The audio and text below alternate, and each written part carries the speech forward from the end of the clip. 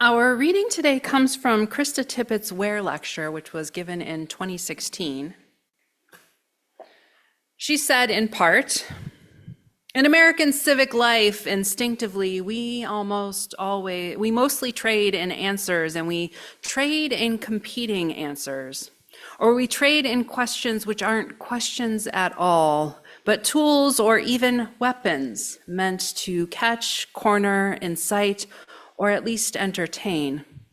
I know that when I said that, we all immediately had 100 images of those kinds of questions that we've heard and those kinds of exchanges in our minds.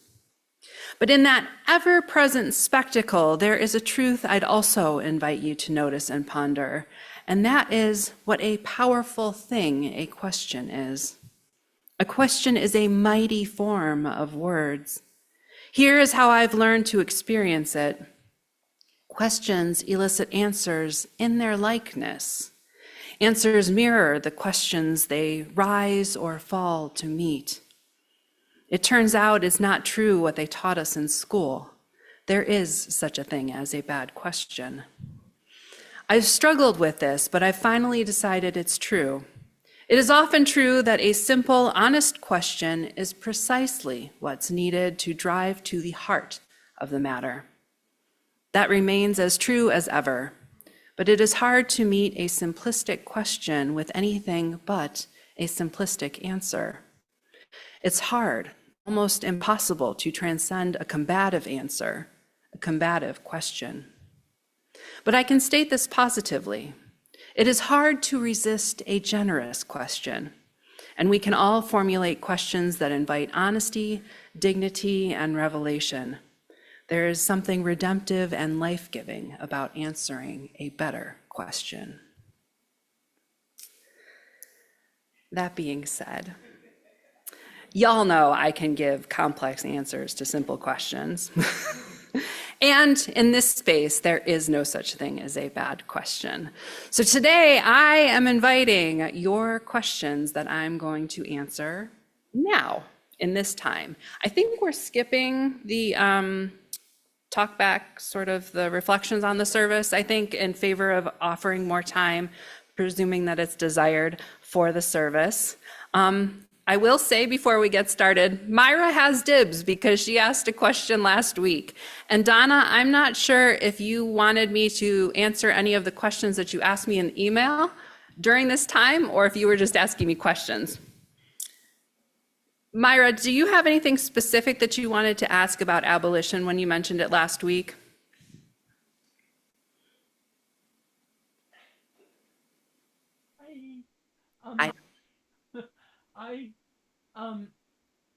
I think that I was looking for what the plan is. I'm reminded of defund the police, and the plan was we would send that money to other places to do good things.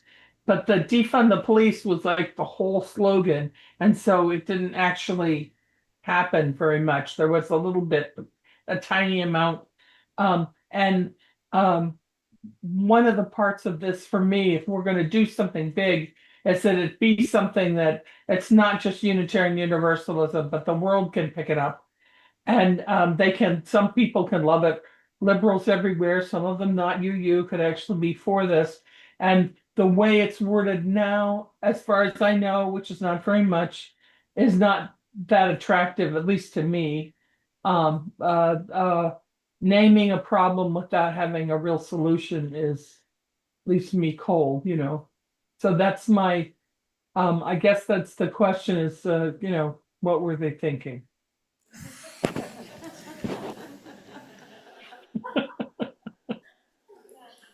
Thank you.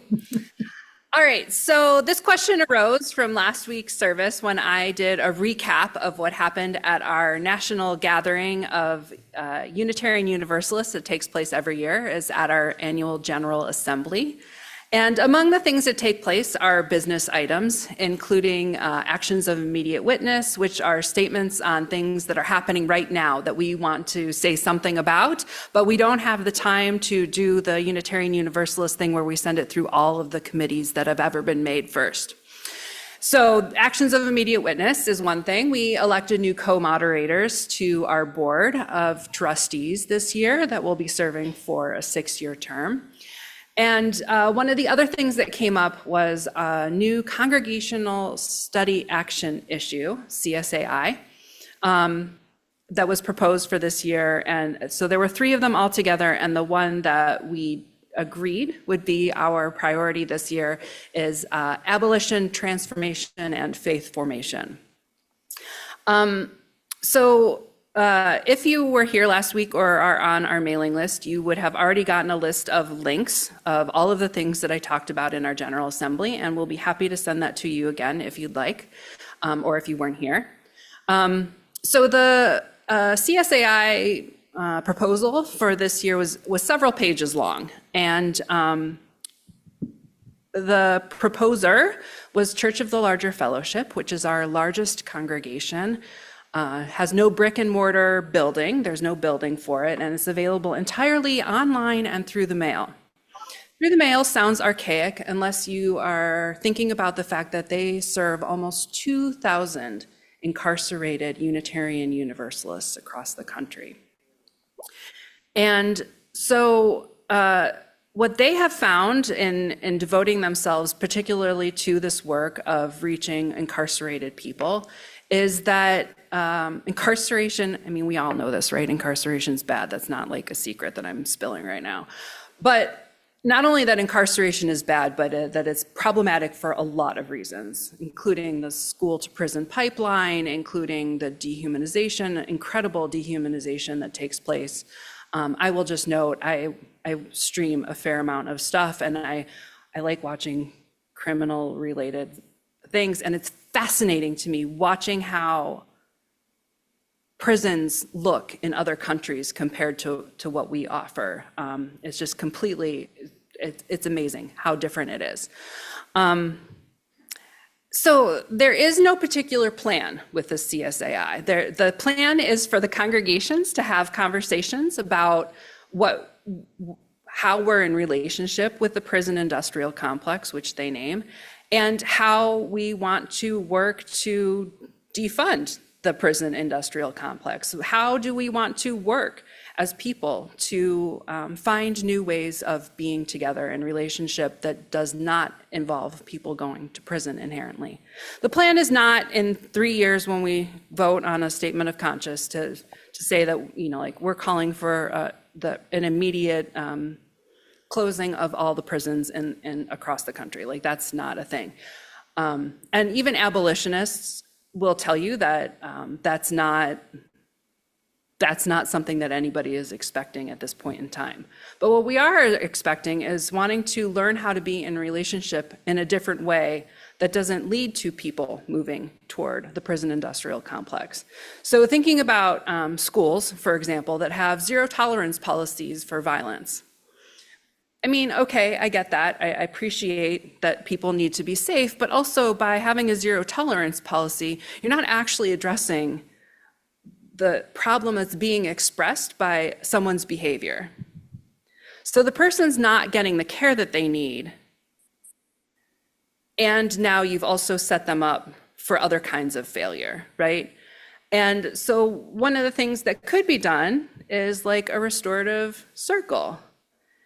As a way to be in conversation, try to get the child to understand differently how their behavior, how they're enacting their behavior, how they're understanding their behavior, and how it's impacting other people without just being like, no, like you're expelled, you can't come back here, you need to find another school. So I think that's the idea of ways that we're thinking about, and the CSAI in the document itself offered a number of links for individuals, for congregations, for other institutions to engage with this work. And so that is the plan, is for the next 3 years for us to engage with the importance of understanding abolition. And I will answer any follow-up questions if there are any, but I also don't want to spend too much time on that today, in part not to ignore the question, but because I was planning on doing a service around it sometime later this year. Does anybody have any follow-up questions? Okay. All right. I just wanted to Go I ahead. just wanted to say that when I mentioned this to um, the group that meets the news group, they said that they would be willing to talk about this, that they'd be willing to study it. Excellent. So at our regular time. Okay, And so just wanted to let you know that's probably going to be happening. great. And that's one way in which we can talk about it. I love that. Thank you so much, Myra. And if I can put a plug in, that Tuesday news group that Myra mentioned is a Zoom meeting. The link is on the newsletter and on the website. It's Tuesdays at 4 o'clock, just for an hour, every Tuesday, 4 o'clock, Zooming. Thank you, Andrea. All right, opening the floor. Linda. You usually say, let us worship together. Yes, Now, when I think of worshiping, I'll hello? repeat it. I'll repeat it. Hello? Huh? Okay. There we go. Shall I repeat it? Yes, please. You usually say, let us worship together. Now, when I think of worship, I think of adoring an idol, worshiping an idol.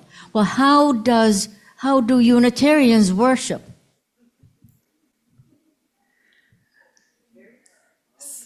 So we know I'm a language person, and the root of worship is actually the same root as worth. Is worth. Worth, W-O-R-T-H. So same root, worship, worth, right? So the way that we worship is by honoring our meaning making, by honoring the things that we hold of value. And so traditionally, in Christian contexts especially, or in Jewish contexts or in other contexts, there is a sense of commitment to something larger than ourselves, usually embodied celestially in a creator kind of person and or with prophets. For us, it's more about just celebrating and honoring what it is to be human and naming the things that we value. And by saying, these are here, this is what we're going to honor today. So today in particular, what we're worshiping is the ability to ask questions, to be in a faith where we are celebrated for asking questions, not told, we don't do that here, right? We're like, yeah.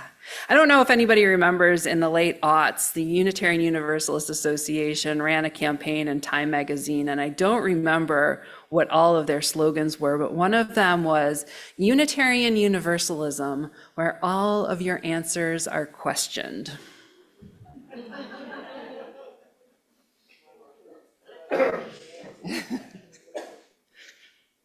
Is that good? Okay, thank you. Next question. I know you have questions. Helene. Yeah, she needs a mic. Thank you. Thank you. I know I've been struggling lately, what else is new, with how to live my values when I get so frustrated with what's going on in the world.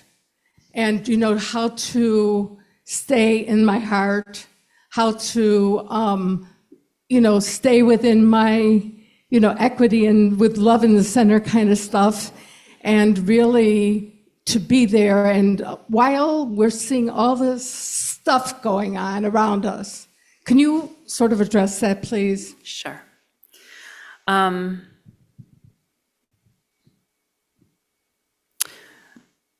So first, I want to name for anybody that's new to Unitarian Universalism. Last year at our annual General Assembly, one of the things that we voted on was a restructuring and re-envisioning of our faith that is codified, I guess, in a way, in our Unitarian Universalist Association bylaws. And one of the things that changed is that we voted on a covenant of shared values.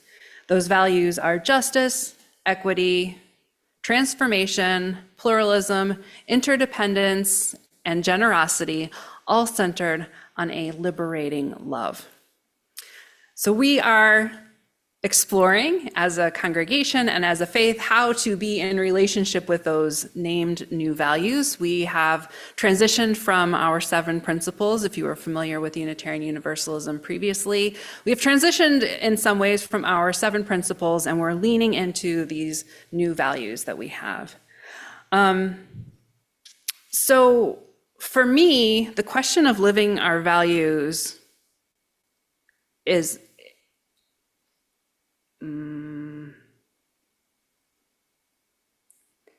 I don't find it personally to be in conflict with, I don't find there to be a conflict between living our values and living in the world. I find it more challenging in this moment than it has been for a lot of us, but certainly not all of us, for many years. It is a more challenging moment. If I hear the words "in this unprecedented time" one more time, I think my head will explode. Right? So and we know this, it's not good out there. But for me, the question of living our values is that's what I'm going to do on the best days and the worst days. As a minister, in part, this is what I'm called to do. That's who I'm called to be, in my private life and in my public life.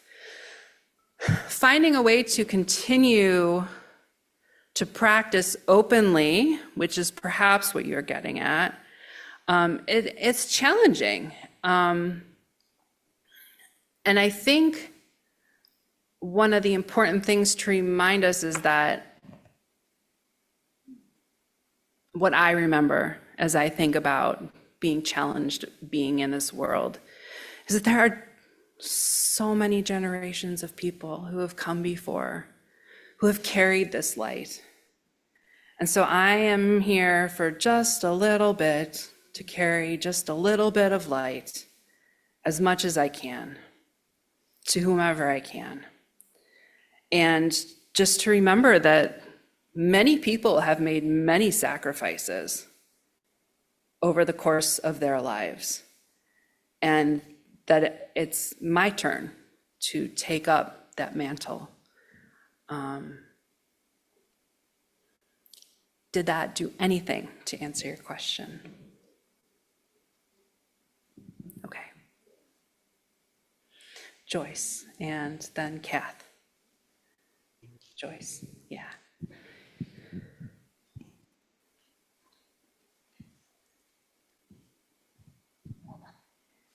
When we hear that Unitarian Universalism is not a religion, how do we reply?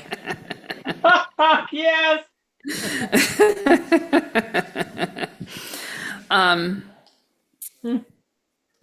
So I reply with laughter. Yeah, I mean, that is a thing that we hear sometimes, right? We're not a religion, we're a cult. And we're a really bad cult if we're a cult. I mean, I don't know how, if some of you are new and you don't know anything about Unitarian Universalist, every single one of us has at least 2 opinions about everything. We are not a good cult people. We're like the antithesis of cult people, honestly. Yeah, so I'm always curious where it comes from when people say that we're not a religion. Unitarianism has been around. We just celebrated the American Unitarian Association's founding and the formal 200-year anniversary of Unitarianism, which is also older than that, right? And then Universalism is more than 250 years old.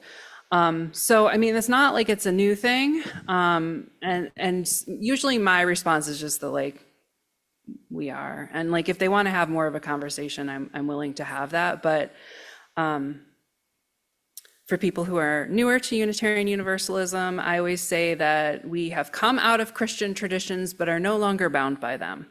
So I believe that we are not a Christian faith. We are the epitome of Protestantism. We are everything that Protestantism hopes to be. We protested so hard that we left.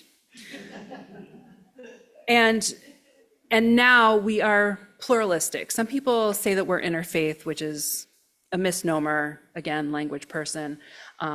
But we welcome people of different beliefs within this group. So I know we've got some Buddhist leaning people, we've got Jewish leaning people, we've got Christian leaning people, we've got atheist leaning people, we've got pagan leaning people, like, right? We've got all of this here in this space amongst us, and we celebrate that. So that's my answer. Also, I don't know how I'd be ordained in a non-religious tradition, but that's okay. Kath. And then Casey and Tom Murphy. After Kath. Sorry. I'm going to try and keep this all straight. Yeah. Good morning. Is this right? Hello. Okay. You sound great. Thank you. My name is Kath, and I come from a Catholic background, which I'm very sorry for. And then I tried various Protestant churches and this one and so forth and on. I landed in the UU, which I love, but it just baffles me, you know, when I'm trying to do my evening meditations or prayers or whatever, I never know who I'm supposed to pray to. You know? Or what is it? Who is it? Is there a who? And so I end up just, I don't know, I just look at nature and I say, well, thank you, nature. And that's as far as I can go. I'm just simply baffled by what I should be thinking or saying or doing at that particular time. So if you have some suggestions, I would very much like to hear them. Thank you. Thank you. So next week I am speaking at the Humanist Club of the Villages.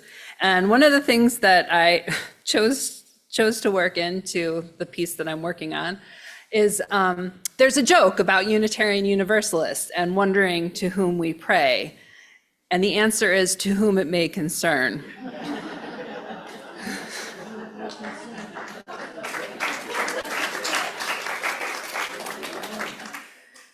My typical answer for most things when it comes to what do Unitarian Universalists believe, because that's not how our faith works, is it depends, followed by a longer answer. What came to me as you were speaking was mystery or great mystery would be a good place to start.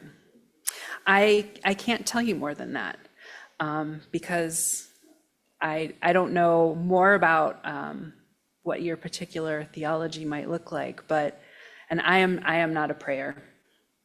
But if I were going to pray, given what you've said, I would pray to the mystery. Good? Did I answer your question? Okay, thank you. Tom, and then Casey.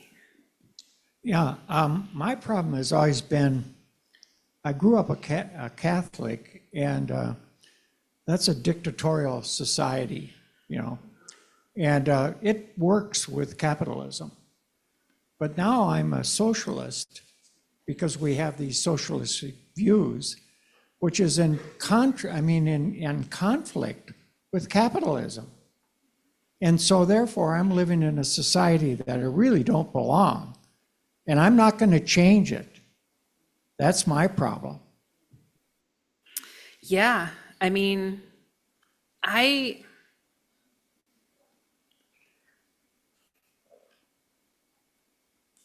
will say that I think that there's something powerful in not expecting to take over a system, but to want it to be better,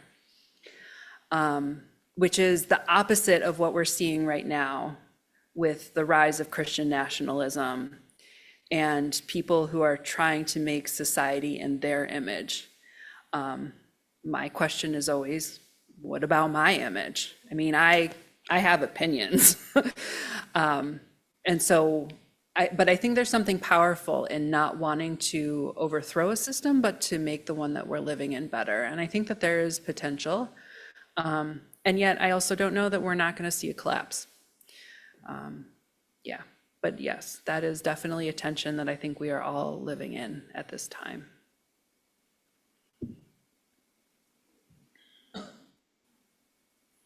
Casey,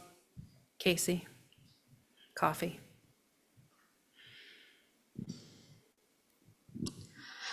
Thank you.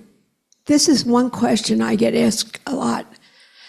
Almost accusatory question, isn't it, about us Unitarians?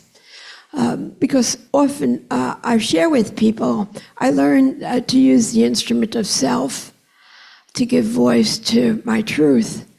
Because I think it's truth that really unbinds people from darkness. And the truth is, I've learned over time that it's those negative experiences that once created so much angst that now have become the conduits for me to love myself and others better. And so I don't even look at those, what I thought was once negative, but more of a positive, because it forced me to move on. And those who know me know that I am quite eclectic, but I was a nun for over 20 years. It was one of the best experiences of all, because it taught me what to take and what to leave behind that doesn't serve me well. But saying that, in answer to that question, I tell people, I've been looking and I am a Christian, and I've been looking for a place that's sacred, and I can share that sacredness with others who share my values. And it's a funny thing. I've gone through so many churches and religions, and it was in the Unitarian church that I found, by embracing the hands of an atheist and a Buddhist and a Jew and a Christian, whatever. It's our shared values, what gives meaning and purpose to our life, that is so sacred. And I don't think they can't respond to that, really. Because this pursuit for truth and compassionate truth, I always qualify that, is something I find here, this authenticity. And I always welcome them to come. And as I do, I label everything. My bumper sticker has try you right next to being a lesbian. Now people say that's over disclosure. I understand that. It's because I've seen people suffer from being Catholic or a lesbian, and I think I even had women for sobriety, being a drunk. All those negatives have been transformative, and I like to tell people, because I know there's many that have those secrets, and it's time to give visibility to what has been invisible. Thank you. Thank you. Did I miss a question? Did you have a particular question in there? Or were you just sharing, Casey? Oh, I'm sorry. Okay. I appreciate it. I love listening to you. Thank you. I just want to make sure I didn't miss anything. Okay. Marcia. I just want to make one statement.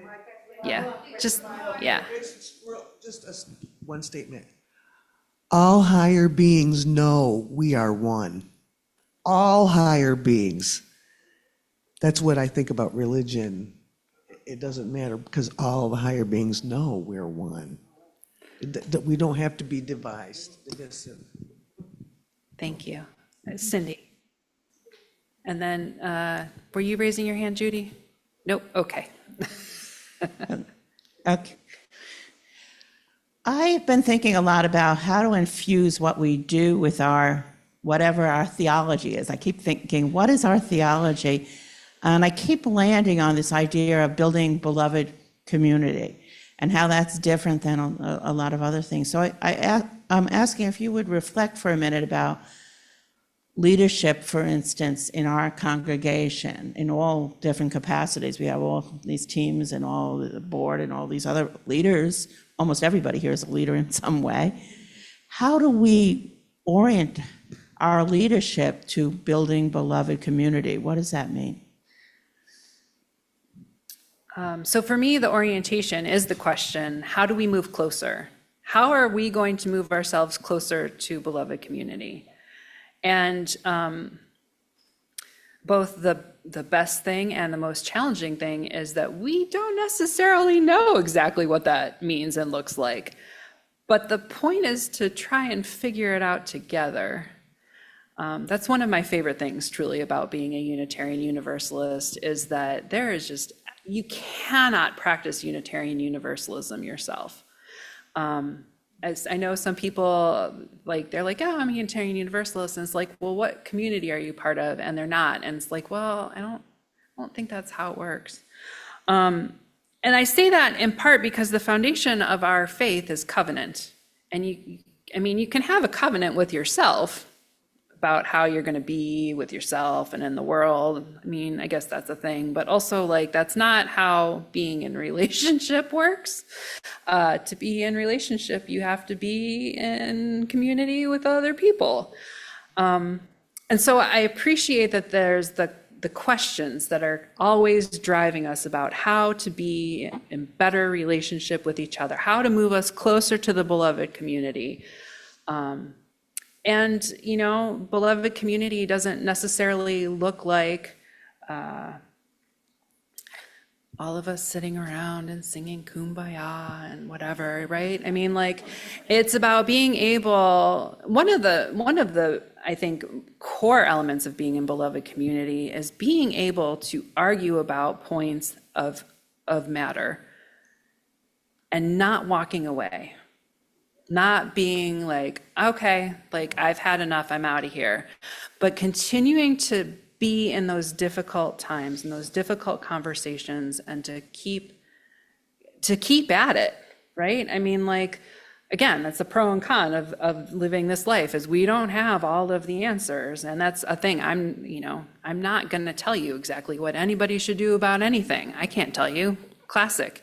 What are Unitarian Universalists, whatever? Well, it depends. And I think that's how it should be. And I think it's important too to name that congregations figure out what is best for each congregation. So, what's working for this congregation absolutely might not work well for another congregation. There are certain trends that may be helpful at this moment that may not be helpful in 10 years, that may have been helpful 10 years ago that are no longer helpful. But each congregation needs to find its own way to figuring out where that, I don't want to say where the balance exactly is, but where the movement in that centering, where that sort of gels.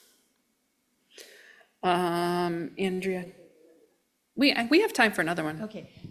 It'll be the last one, though. You said something about us being a religion. Yeah. And I have an aversion to the word religion. And I think it's because it lumps it all together with dogma and, Sure. and all that baggage.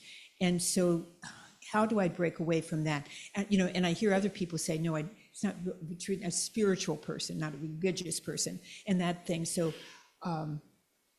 help me get away from the adversity to the word religion, or maybe. Well, I mean, like, you just need to find your own comfort with it. And if it's not, if there's an aversion, my favorite, I love it when people are like, I'm spiritual but not religious. And I'm like, you show up here Sunday every week, like at the same time. And that is the definition of being religious, right? We do things religiously.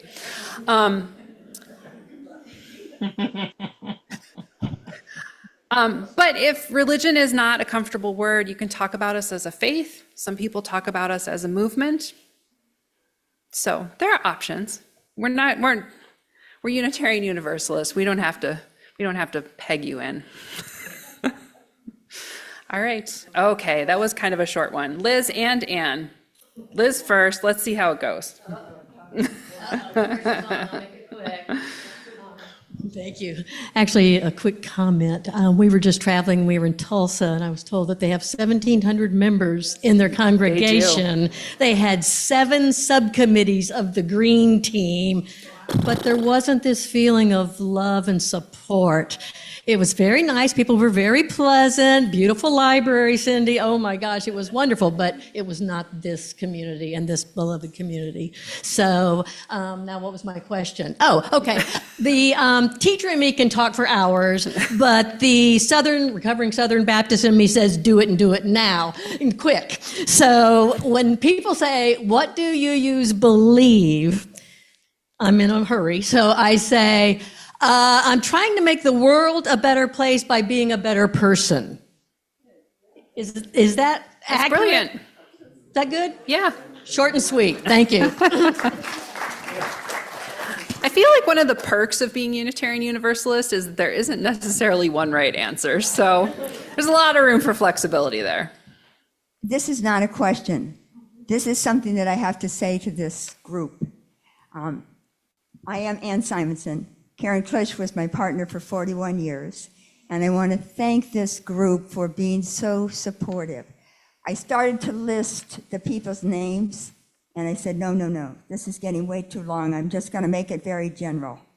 But I also have to do a special thank you to somebody who was our messenger, and that's Brenda.